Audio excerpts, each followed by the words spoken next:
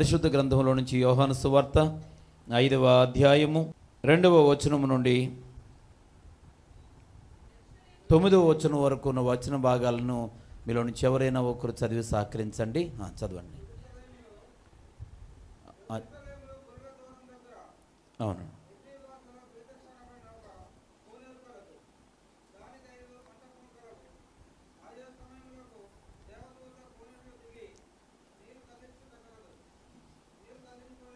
నీళ్లు కదిలింపబడిన పిమ్మట మొదట ఎవడు దిగునో వాడు ఎట్టి వ్యాధి గలవాడైనను బాగుపడును.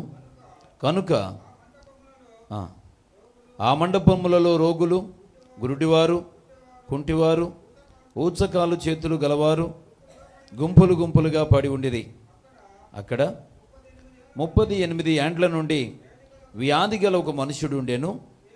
యేసు వాడు పడి ఉండుట చూచి వాడప్పటికి బహుకాలము నుండి ఆ స్థితిలో ఉన్నాడని ఎరిగి స్వస్థపరచబడగోరుచున్నావా అని వారిని అడుగగా మా రోగి, అయ్యా, నీళ్లు కదిలింపబడినప్పుడు నన్ను కోనేటిలోనికి దించుటకు నాకెవ్వడునూ లేడు గనుక నేను వచ్చినంతలో మరి ఒకడు నాకంటే ముందుగా దిగునని ఆయనకు ఉత్తరం ఇచ్చెను.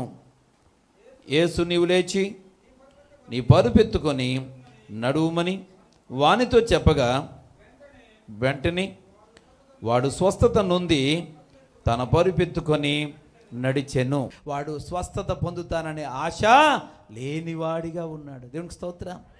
బాగుపడతాననే ఆశ వాడికి లేదండి పిల్లరా. ఎందుకంటే ఇంతకాలం జరిగిన బాగు ఇప్పుడు వస్తుందా? ఇప్పటికే 38 సంవత్సరాలు అయిపోయింది. ఆడికి రోగం ఎన్ని సంవత్సరాల వయసులో వచ్చిందో తెలదు. కానీ ఒకవేళ 20 సంవత్సరాల వయసులో వస్తే ఇప్పుడు ఆడి వయసు ఎంత? 58. దేవునికి స్తోత్రం. ఆడికి ఒకవేళ 30 సంవత్సరాల వయసులో ఈ బలహీనత వచ్చింది అనుకుందాం. మనోడికి 68. అయినా 38 సంవత్సరాలు అక్కడే ఉన్నాడు కనుక విసిగిపోయాడు. ఇక బాగుపడే అవకాశం ఉంటే ఈ పాటికే బాగుపడదు. ఇక నాకు బాగుపడే అవకాశం లేదు. స్వస్థత పొందుతాననే ఆశ నాకు లేదు. పిల్లరా, నిరాశతో కనబడతా ఉన్నాడు. దేవునికి స్తోత్రం. నాకిక ఆశలు లేవను కొనగా నాశ నీవైతివే, ఆశలు తీర్చితివే, నలుదిశలు నన్ను భయమావరేంపగ నా పక్షమందుంటివే, నాక భయ తీర్చితివే, నాకిక ఆశలు లేవను కొనగా నాశ నీవైతివే, ఆశలు తీర్చితివే,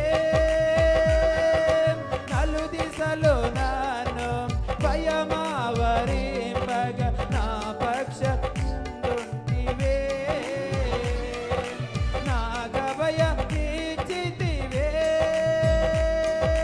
హల్లెలూయా యేసునాథా, కృతజ్ఞత స్తుతులివే. హల్లెలూయా కృతజ్ఞత స్తుతులివే. హల్లెలూయా. నాకిక ఆశలు లేవు. నా ఆశలు అడిగట్టిపోయింది అండి. నా బ్రతుకులో ఇక కార్యం జరుగుతుందనే నా కోరిక నాకు లేదు. ఇక నా జీవితంలో జరగదిక అనేటువంటి నిరాశకు గురైపోయాడు. పిల్లరా, స్వస్థత పొందుతాననేటువంటి ఆశ లేని వాడిగా వాడు బ్రతుకుతూ ఉన్నాడు. కానీ పిల్లరా, నిన్ను స్వస్థపరచడానికి నేనున్నానంటూ యేసు ప్రభులు వారు అక్కడికి వెళ్ళాడు. స్తోత్రం చెబుదామా?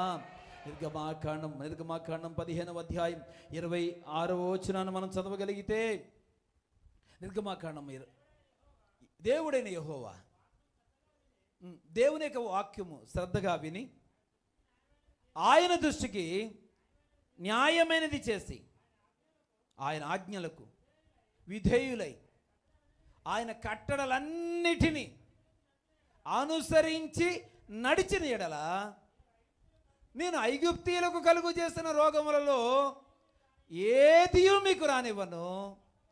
ఒకవేళ వచ్చినా నిన్ను స్వస్థపరచు యెహోవాను నేనే. దేవునికి స్తోత్రం, హల్లెలూయా. నిన్ను స్వస్థపరచు యెహోవాను నేనే అనే దాని ముందు చాలా కండిషన్స్ ఉన్నాయి పిల్లరా. ఆ దేవుడు కొన్ని కండిషన్స్ చెప్పాడు, అవన్నీ విపులంగా చెప్పడానికి సమయం చాలదు. కానీ పిల్లరా, ఈరోజు నీ స్వస్థత కావాలి అని అంటే ఈ కండిషన్స్ నువ్వు లోబడాల్సిందే పిల్లరా. వాటిని నువ్వు పాటించగలిగితే నీకు స్వస్థత వస్తుంది. అయితే దేవుడిచ్చిన వాగ్దానం ఏంటంటే, నీకు స్వస్థపరచబడతానని ఆశ లేదా? స్వస్థపరచడానికి నేనున్నాను. దేవునికి స్తోత్రం.